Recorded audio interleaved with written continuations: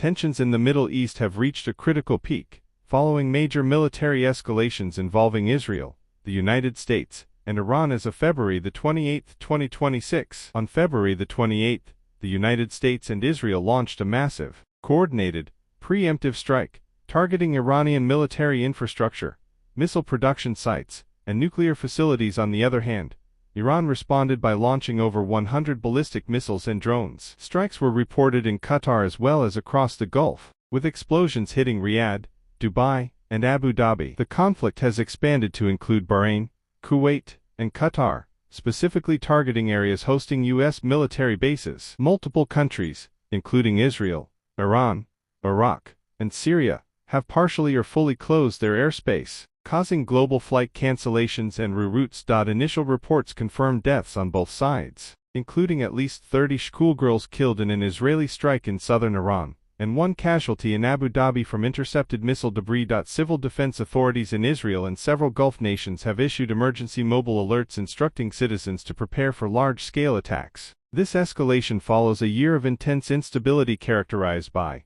the fall of the Assad regime in Syria and subsequent Israeli military operations in the country, the resumption and acceleration of uranium enrichment by Iran, a renewed U.S. military buildup in the region, including the arrival of the USS Abraham Lincoln Strike Group. Global crude oil prices have surged sharply due to fears of disruption in the Strait of Hormuz, a critical choke point for 20% of the world's oil. International stock markets are showing significant instability, while gold prices have risen as investors seek safe haven assets.